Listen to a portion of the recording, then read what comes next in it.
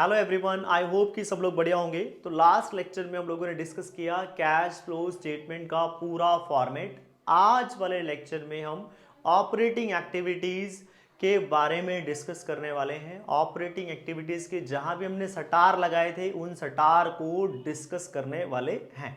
ठीक है, तो सबसे पहले फॉर्मेट हम लोगों ने नोट कर लिया है। जिन लोगों ने लेक्चर नहीं देखा है, मैंने डिस्क्रिप्शन में प्रीवियस लेक्चर का लिंक डाल दिया है, वहां ये देखेंगे फॉर्मेट जाकर कि भाई ये फॉर्मेट क्या है। तो सबसे पहले हम लोगों ने लिखा नेट प्रॉफिट बिफोर। मैंने बोला था बिफोर, आप बिफोर के बारे में डिस्कशन करते हैं कि ये बिफोर है क्या। तो पहला नोट निकल कर आ गया मेरे पास। हमने पहला सटार लगाया था, अगर आपको याद आ रहा हो, यहां हमने सटार लगाया था। ये बिफोर नामक बीमारी क्या थी, इसके बारे में डिस्कस करते हैं। तो जब भी मैं बोलता हूं नेट प्रॉफिट, तो पहला वर्किंग नोट निकल कर आ गया नेट प्रॉफिट बिफोर। तो मैं बोलता हूं बिफोर टैक्स, स्टार लगा लीजिए। टैक्स के ऊपर भी स्टार लगाइए, टैक्स को भी अलग से डिस्कस कराना है। Before tax, before transfer to reserve, before transfer to, तो यहां बिफोर माने क्या क्या था, बिफोर टैक्स, ये डिस्कस भी करने वाले हैं। Before transfer to reserve, before transfer to reserve. तो जब भी आपको ये पॉइंट आए तो आपने याद रखना है बिफोर माने क्या, net profit before tax, before transfer to reserve and before dividend. बस इतनी सी ही बातें। अब बताइए सर, तो ये नेट प्रॉफिट क्या है? नेट प्रॉफिट, नेट प्रॉफिट माने closing profit, closing profit minus opening profit. जो आपको 2 ईयर्स का डाटा दिया है, जहां पर statement and profit and loss का बैलेंस दिया है, तो क्लोजिंग ईयर के प्रॉफिट में से ओपनिंग ईयर का प्रॉफिट माइनस किया, दोनों का डिफरेंस क्या कहलाएगा? Net profit.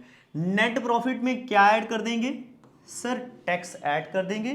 टैक्स को भी थोड़ा सा जान लेते हैं। टैक्स माने जितना भी टैक्स मेड किया, जिसे आप प्रोविजन के नाम से जानते हैं, जितना भी टैक्स आपने बनाया इस साल, उसमें से अगर कोई रिफंड आ गया है, कोई भी रिफंड ऑफ टैक्स है, तो उस रिफंड ऑफ टैक्स को माइनस कर लेंगे पहले। ठीक है, ये हमारा टैक्स कहलाएगा, ये हमने ऐड करना है। तो कहने का मतलब टैक्स मेड में से रिफंड ऑफ टैक्स माइनस करके जो वैल्यू आएगी उसे मैंने टैक्स का नाम दिया है, मतलब उसे बोलना है आपने tax provision. Transfer to reserve क्या है? आपको 2 ईयर का डाटा दे रखा है, तो क्लोजिंग में से ओपनिंग माइनस कर दिया। मतलब जो भी रिजर्व आपको दिया हुआ है, क्लोजिंग रिजर्व एंड सरप्लस, मतलब क्लोजिंग रिजर्व, चाहे जनरल रिजर्व हो, चाहे वो डीआरआर हो या सीआरआर हो, कैपिटल रिडम्पशन रिजर्व हो, कोई भी रिजर्व दिया है, दोनों रिजर्व का डिफरेंस। क्लोजिंग रिजर्व मतलब सीधी सीधी बात है, कोई नोट नहीं है यहां पर। क्लोजिंग रिजर्व में से ओपनिंग रिजर्व आपने माइनस कर दिया। अभी टैक्स के बारे में पिक्चर बाकी है मेरे दोस्त। टैक्स का बहुत सुंदर पॉइंट है, बहुत बड़ा पॉइंट है। डिविडेंड, चाहे वह प्रपोज्ड डिविडेंड हो, चाहे इस साल सिर्फ प्रपोज किया गया हो, जैसे आप प्रपोज मारते रहते हो, नहीं वो वाला नहीं, सॉरी, वही प्रपोज डिविडेंड है, या फिर हम बोलेंगे इंटीरियम डिविडेंड है। डिविडेंड हमारे पास 2 प्रकार से हो सकते हैं, इंटीरियम या प्रपोज। सर ये इंटरिम क्या होता है? इंटरिम माने अंतरिम डिविडेंड, पेड डिविडेंड। प्रपोज होता है सिर्फ प्रपोज किया है, और इंटरिम डिविडेंड होता है पेड फाइनल डिविडेंड, जो कि पेड हो गया है। ठीक है, तो नेट प्रॉफिट पहला पॉइंट था, नेट प्रॉफिट बिफोर टैक्स। आपको पहला पॉइंट हमेशा यही लेना है, नेट प्रॉफिट बिफोर टैक्स। और कैसे निकालना है? जब भी नेट प्रॉफिट बिफोर टैक्स बोलेगा उसमें आपने टैक्स ऐड कर देना है, और टैक्स कौन सा? जितना भी टैक्स मेड दे रखा है माइनस रिफंड ऑफ टैक्स, वो वाला टैक्स ऐड करना है। पहले नेट प्रॉफिट, नेट प्रॉफिट कैसे लिया? Closing profit minus opening profit.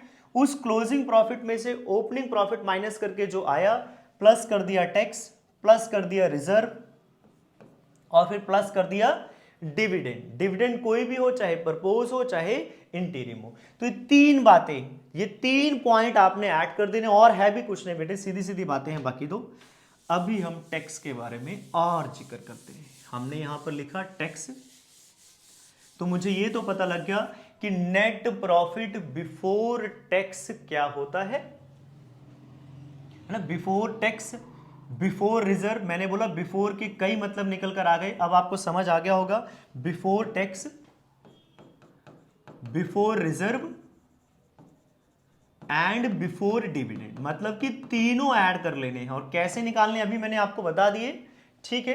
Reserve balance sheet में मिलेगा, प्रपोज डिविडेंड आपको एडजस्टमेंट में दिया होगा।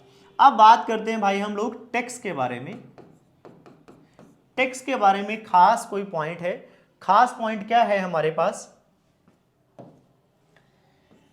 If given in the adjustment only, given in the adjustment only. कई बार हमें सिर्फ टैक्स कहां दिया होता है? एडजस्टमेंट में। तो पहला टैक्स के बारे में भी नोट बना लीजिए, पहला नोट निकल कर आ गया टैक्स के बारे में। Tax given in the adjustment, अगर गिवन इन द एडजस्टमेंट दिया हो तो यही वाला टैक्स मेरा मेड कहलाएगा, यही वाला टैक्स मेरा मेड कहलाएगा, जैसे आप प्रोविजन बोलते हैं, मेड ड्यूरिंग द ईयर।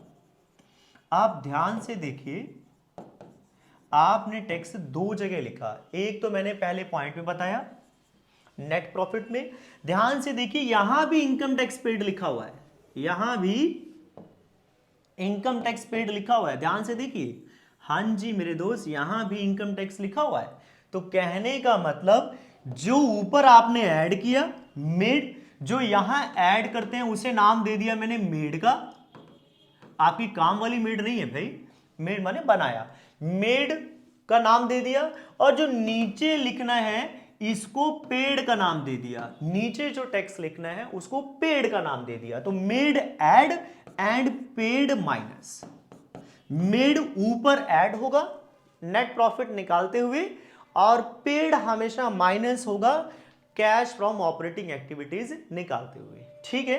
तो कुछ ना बताया हो तो जितना टैक्स आपको दे रखा था एडजस्टमेंट में वही मेड है, वही पेड है। बच्चे भूल जाते हैं, ऊपर ऐड तो कर देते हैं, नीचे माइनस करना भूल जाते हैं। तो ऊपर जितना ऐड किया प्रॉफिट निकालते हुए उतनी ही अमाउंट नीचे माइनस भी करनी है। तो ये तो हो गई एडजस्टमेंट के बारे में बात, कि मान लो सिर्फ गिवन इन दी एडजस्टमेंट हो। मान लो एक और एडजस्टमेंट निकल कर आ गई, given in the balance sheet only है। हां जी, हो सकता है सिर्फ बैलेंस शीट में दिया हो, शॉर्ट टर्म प्रोविजन के अंडर सिर्फ बैलेंस शीट में दिया है। तो याद रखना जो करंट ईयर का होगा वो होगा मेड, उसे हम क्या नाम देंगे? मेड। और मेड को क्या करते हैं? ऐड। और जो प्रीवियस ईयर का होगा, जो प्रीवियस ईयर का वैल्यू होगा वह होगा पेड, और उसे क्या करते हैं भाई? माइनस। तो याद रखना है आपने सिर्फ बैलेंस शीट में दिया है तो करंट ईयर वाला नेट प्रॉफिट निकालते हुए ऐड कर देना है, और प्रीवियस ईयर वाला पेड माइनस कर देना है, ठीक है। आई होप समझ आ रहा है सभी को। अब थर्ड एडजस्टमेंट जो हमारे पास बन सकती है वो हो सकता है दोनों जगह दिया हो। अभी आप देख रहे हैं कि मैं अभी सिर्फ और सिर्फ पहला ही वर्किंग नोट, इसीलिए मैंने आपको पिछले लेक्चर में सारी बातें नहीं बताई। बच्चे बॉस सर बोल ये क्या हो गया, है ना, इसीलिए ऑपरेटिंग को अलग से बनाया। तो नेट प्रॉफिट का पॉइंट चल रहा है अभी। नेट प्रॉफिट में हम टैक्स के बारे में डिस्कशन कर रहे हैं।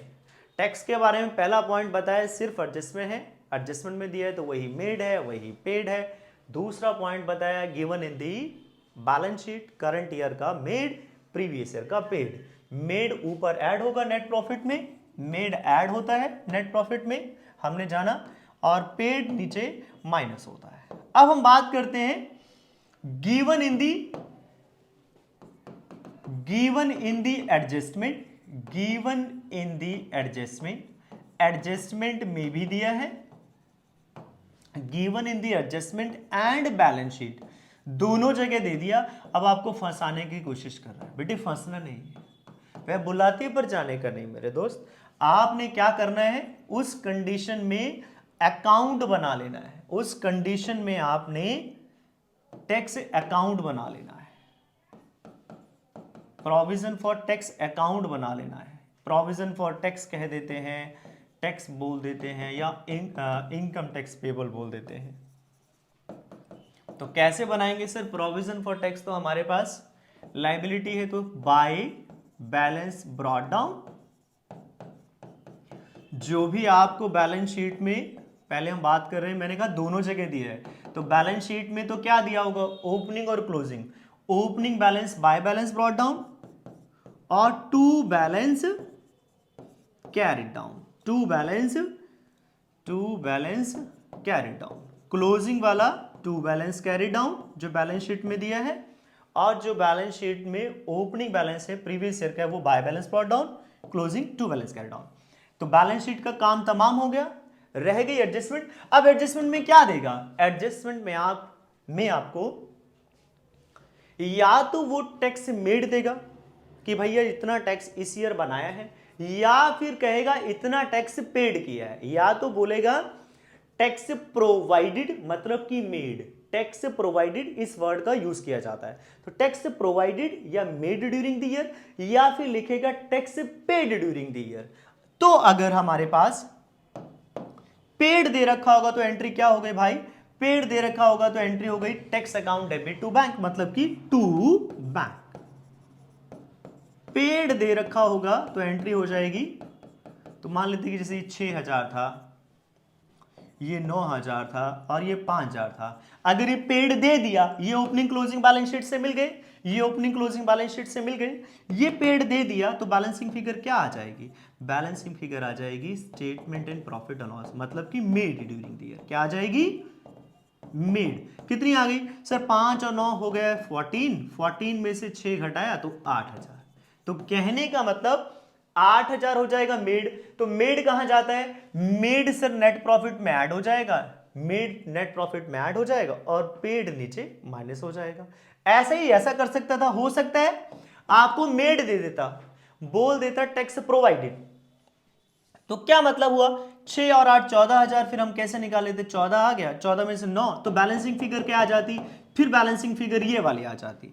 तो भाई बैलेंसिंग ही तो निकालनी है, या तो आपको ये वाली फिगर दे देगा तो दोनों फिगर के टोटल में से घटाया ये वाला, तो क्या आ गया? मेड। अगर ये वाली अमाउंट दे दी तो ये दो फिगर हो गई, इसमें से ये घटाया तो क्या आ जाएगा? पेड। तो मेड दिया है तो पेड आ जाएगा, पेड दिया है तो आपके पास मेड आ जाएगा। तो this is the story about the net profit. पहला हमारे पास नोट खत्म हो गया। हाँ, बच्चे भी कह रहे हो कि सर बढ़िया, जान में जान आई, नोट खत्म हो गया। हाँ जी, अब हम बात करते हैं सॉरी, हम बात करते हैं मेरे दोस्त, हमने लिखा एडजस्टमेंट फॉर नॉन कैश, जो हमने फॉर्मेट में लिखा था, और non operating activities. Adjustment for the non cash and non operating item. भाई इनकी एडजस्टमेंट करने की जरूरत क्या पड़ी? अब आप बेसिक आइडिया समझिए स्टोरी के पीछे। मैंने कहा मेरे पास प्रॉफिट एंड लॉस अकाउंट है, मेरे पास एक प्रॉफिट एंड लॉस अकाउंट है, मैंने लिख दिया यहाँ पर जीपी मान लो 15,000, और यहाँ पर मैंने लिख दिया रेंट, सैलरीज और डेप्रिसिएशन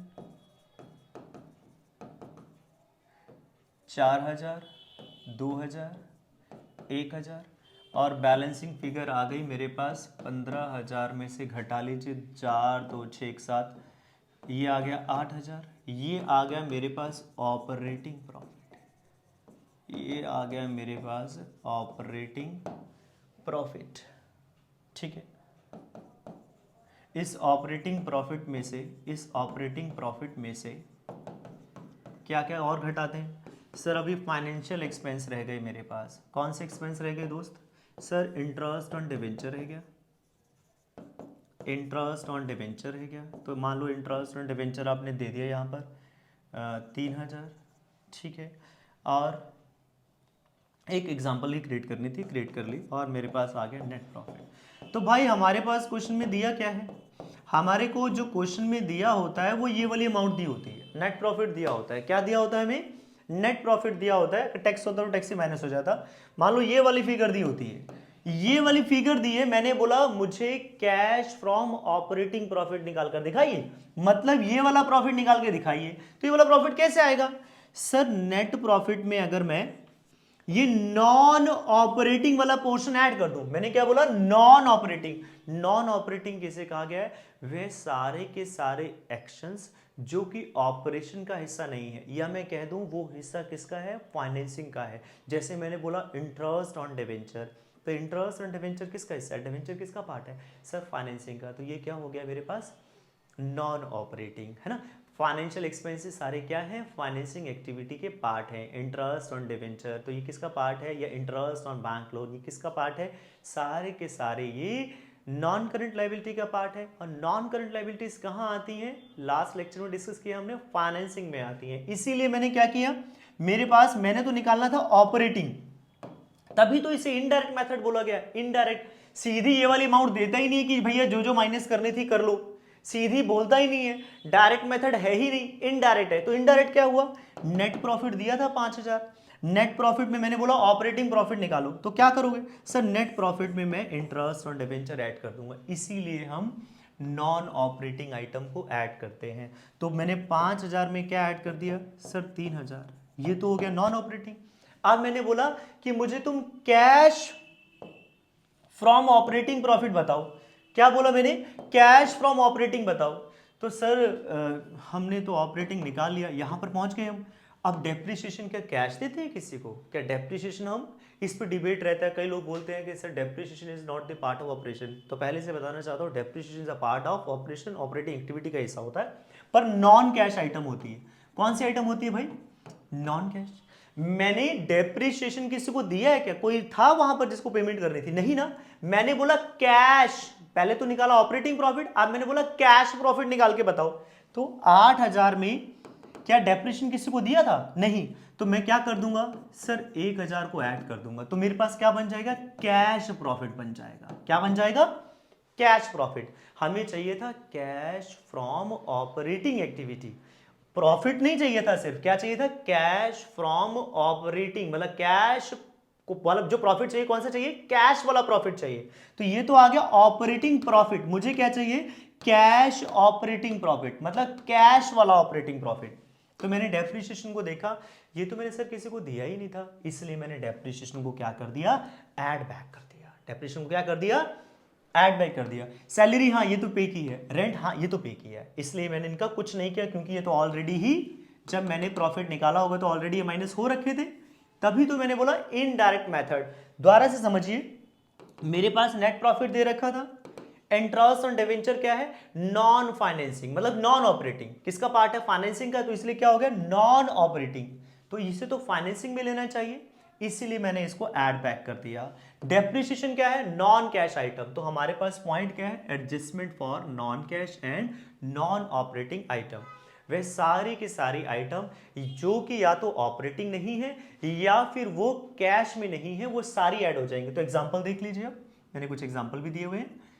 प्रीलिमिनरी एक्सपेंसेस हो गए, है ना, डिवेंचर रिटर्न ऑफ हो गए, गुडविल, पेटेंट, ट्रेडमार्क, एमोटाइज मतलब कम हो गए, डेप्रिशिएट हो गए। क्या हो गए? डेप्रिशिएट हो गए, डेप्रिसिएशन हो गई। तो ऐड कर दिया। इंटरेस्ट मैंने ऐड कर दिया, ठीक है। Loss on sale of fix asset, भाई ये भी तो हमारा ऑपरेटिंग का हिस्सा नहीं है। Increase in the provision for doubtful debt, अगर मैंने कोई और प्रोविजन बना लिया है तो भी मैं क्या कर दूंगा? ऐड कर दूंगा। फिर कुछ, तो ये क्या थे? ये सारे के सारे लॉसेस, सारे के सारे लॉसेस, मैंने सारे के सारे लॉसेस को, लॉसेस और एक्सपेंसेस को ऐड बैक किया। नोट करिए आप, मैंने एक्सपेंसेस और लॉसेस को क्या किया है दोस्त? ऐड किया है। और इनकम्स को माइनस किया है, इनकम्स को माइनस किया है, इनकम्स को माइनस किया है, क्योंकि ये इनकम मेरे ऑपरेटिंग एक्टिविटीज का हिस्सा नहीं थे, पर मैंने प्रॉफिट निकालते हुए इन्हें ऐड कर लिया था। प्रॉफिट निकालते हुए मैंने इन्हें ऐड कर लिया था, but these were not the part of operating, इसलिए मैंने इनको माइनस कर दिया और मेरे पास आ गया operating profit before working capital changes, है ना। ऐड माइनस करने के बाद, तो याद रखना लॉसेस एंड एक्सपेंसेस को ऐड बैक कर रहे हैं, नेट प्रॉफिट इनडायरेक्ट मेथड में हम ऐड बैक कर रहे हैं, क्योंकि हमारे पास नेट प्रॉफिट दिया हुआ है और हमें क्या चाहिए, cash profit from the operation. हमें क्या चाहिए, cash profit from the operation, operating से कितना कैश प्रॉफिट आया। इसीलिए तो डेप्रिसिएशन को भी ऐड बैक किया, क्योंकि वो नॉन कैश आइटम थी। तो क्या ऐड करना है, नॉन ऑपरेटिंग आइटम और नॉन कैश आइटम। ये गिनी चुनी आइटमें हैं यार, या तो डेप्रिसिएशन मिलेगा या इंटेंजिबल एसेट राइट ऑफ हो रहे होंगे, इंटेंजिबल एसेट कम हो रहे होंगे, और इंटरेस्ट ऑन लोन। तीन ही आइटम आती हैं, depreciation, interest and intangible asset. मतलब कि डेप्रिसिएशन हमारे पास टेंजिबल एसेट के ऊपर होता है, इंटेंजिबल को हम एमोटाइज बोल देते हैं, ये आता है, और इंटरेस्ट आता है, और कुछ नहीं आता बेसिकली यार। ठीक है, एक लॉस के आइटम आ जाती है एसेट से रिलेटेड, मतलब एसेट से रिलेटेड और नॉन करंट लायबिलिटी से रिलेटेड, ये तीन आइटम आती हैं। ठीक है, उसके बाद आ जाते हैं हम लोग डिक्रीज इन करंट एसेट। बता चुका था पहले से, कोई भी करंट एसेट डिक्रीज हो रही है। अब करंट एसेट में क्या नहीं लेना, करंट एसेट में आपने हमेशा याद रखना है कैश एंड कैश इक्विवेलेंट नहीं लेंगे, क्योंकि वो तो हम कैलकुलेट कर रहे हैं। तो आपने क्या करंट एसेट में क्या एक्सक्लूड कर देना है, करंट एसेट में क्या एक्सक्लूड करना है, एक्सक्लूजन क्या है सर, कैश नहीं लेना, cash in hand, cash at bank, cash at bank, और मार्केटेबल सिक्योरिटी, जिसे शॉर्ट टर्म इन्वेस्टमेंट भी बोलते हैं, मार्केटेबल या शॉर्ट टर्म इन्वेस्टमेंट। ये सारे करंट एसेट में नहीं लेने हैं। बच्चे क्या करते हैं, याद होता है रेशियो एनालिसिस, कैश को भी करंट एसेट में ले लेते हैं। तो याद रखना करंट एसेट में ये वाले पॉइंट नहीं लेने हैं, करंट लायबिलिटी के साथ कोई भेदभाव नहीं है। वहां आपने याद रखना है बैंक ओवरड्राफ्ट को नहीं लेना। बैंक ओवरड्राफ्ट आपको आदत होती है करंट लायबिलिटी में लिखने की, तो आपने याद रखना है करंट लायबिलिटी में भी पॉइंट आ गया, आप शॉर्ट टर्म बोरोइंग नहीं लेंगे, नो शॉर्ट टर्म बोरोइंग, कोई भी शॉर्ट टर्म बोरोइंग नहीं लेंगे, ना ही बैंक ओवरड्राफ्ट लेंगे। ये दो फिगर हम नहीं लेंगे करंट लायबिलिटी में, ये भी नहीं लेंगे। और हमारे पास लास्ट में जाके इनकम टैक्स पेड मैंने बता दिया था क्या होता है। तो this is the operating activities. अगले लेक्चर में ऑपरेटिंग एक्टिविटीज के क्वेश्चन करवाने वाला हूं, सो डोंट वरी, कहीं नहीं जाइए, आपको और क्लियर हो जाएगा। पहले लेक्चर में पूरा फॉर्मेट, दूसरे लेक्चर में ऑपरेटिंग एक्टिविटीज के सारे नोट, थर्ड लेक्चर में हम प्रैक्टिस करेंगे ऑपरेटिंग एक्टिविटीज की। तब तक के लिए बाय बाय, टाटा, सायोनारा।